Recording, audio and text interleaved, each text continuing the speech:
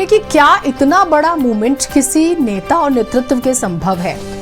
लेकिन नेपाल के युवाओं ने बता दिया कि सत्ता बेलगाम हो जाए तो जनता लगाम कैसे कस देती है। नेपाल में युवाओं को एकजुट करने वाले शख्स का नाम है सुदन गुरुङ। जो सवाल मैंने शुरू में किया उसका जवाब कि ऐसा नहीं है, कोई एक होता है जो इसके पीछे होता है। सुदन गुरुङ के इशारे पर ही नेपाल उबल पड़ा। सुदन गुरुङ हामी नेपाल के अध्यक्ष हैं। नेपाल में उन्होंने सोशल मीडिया बैन के खिलाफ युवाओं का नेतृत्व किया।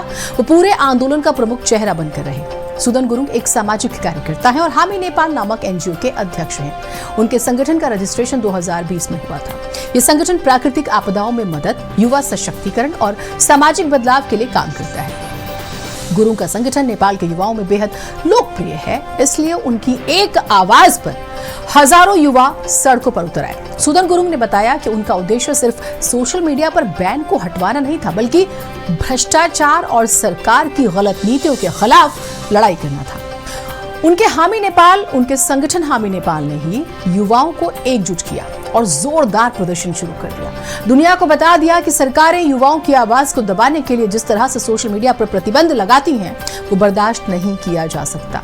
देखते हैं किस किस देश में इसका असर होगा। अब आपको दिखाएंगे भारत के आसपास जो पड़ोसी देश हैं, वहां कब कब सत्ता परिवर्तन हुआ और क्या कारण रहे। भारत के पड़ोस में जो हो रहा है, क्या वो सामान्य घटनाएं हैं? क्यों अचानक से सब कुछ ठीक रहता है और फिर बदल जाता है? हम आपको एक मैप भी दिखाएंगे। प्रदर्शनकारी सरकारी भवनों में घुसते हैं और फिर उपद्रव होता है, सरकारें गिर जाती है। शुरुआत करते हैं अफगानिस्तान से। तस्वीरें देखिएगा। भारत के पड़ोसी देश अफगानिस्तान में 15 अगस्त 2021 को तख्ता पलट हुआ था। ये मैप दिखाएंगे, लेकिन आप एक बार ग्राफिक्स जरूर दिखाइएगा, विजुअल्स दिखाइएगा, ताकि हम अफगान के बारे में समझा सके। अफगानिस्तान की तस्वीरें बहुत महत्वपूर्ण है। तालिबान ने तेजी से अफगान सरकार पर कब्जा कर लिया था। ये तख्ता पलट सड़कों पर तालिबानियों द्वारा खुलेआम ताबड़तोड़ गोलीबारी की गई थी। तालिबानियों ने राष्ट्रपति आवास में घुसकर कीमती सामान को लूट लिया था। सरकारी आवास में जमकर उत्पात मचाया था। अफगानिस्तान का तख्ता पलट अमेरिकी सेनाओं की वापसी के साथ शुरू हुआ था। अब बात हम श्रीलंका की करेंगे। श्रीलंका अफगानिस्तान के बाद भारत के पड़ोसी देश श्रीलंका में तख्ता पलट हुआ। श्रीलंका में 9 जुलाई 2022 की बात करेंगे। लाखों की संख्या में प्रदर्शनकारी सड़कों पर उतरे। ये सभी प्रदर्शनकारी राष्ट्रपति भवन में घुस गए, यहां जमकर उत्पात मचाया। भारी प्रदर्शन के बीच राष्ट्रपति गोटाबाया राजपक्षे को पद से हटने के लिए मजबूर होना पड़ा। ये एक सैन्य तख्ता पलट नहीं था, बल्कि जनता के विशाल विद्रोह का परिणाम था, जिसे अरागलाया यानी कि संघर्ष आंदोलन के नाम से जाना जाता है। आर्थिक संकट, भ्रष्टाचार और महंगाई के खिलाफ लाखों नागरिकों के प्रदर्शनों ने सरकार को गिरा दिया। बांग्लादेश की बात करते हैं, यानी पहले अफगानिस्तान, श्रीलंका, फिर बांग्लादेश।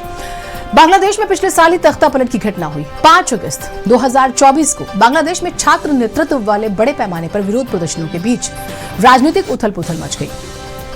प्रदर्शनकारी पीएम हाउस गण भवन में घुस गए। आनन फानन में तत्कालीन प्रधानमंत्री शेख हसीना को ढाका छोड़कर भारत आना पड़ा।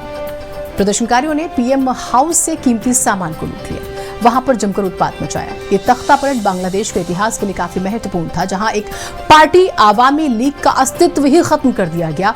वो पार्टी जो 15 साल से ज्यादा समय से सत्ता पर काबिज थी। शेख हसीना की सरकार को जन आंदोलन ने उखाड़ फेंका और दुनिया के सामने अब नेपाल है। हर तरह अगर हम बात करें, इस तरह पिछले 4 सालों में भारत के 4 पड़ोसी देशों में तख्ता पलट की घटनाएं हुई हैं। हालांकि हम म्यांमार की बात कर लें या फिर हम इंडोनेशिया का जिक्र करें तो लंबी तस्वीर हो जाएगी। अफगानिस्तान में तालिबानियों का विरोध दिखा तो नेपाल, श्रीलंका और बांग्लादेश की सड़कों पर जनता का हुजूम उतरा और कुछ दिनों के प्रदर्शन और आगजनी के बाद सरकार को गद्दी छोड़नी पड़ी। एक बार मैप दिखाइएगा और आप समझिए। हमने बांग्लादेश का जिक्र किया, नेपाल को देख लीजिए आप।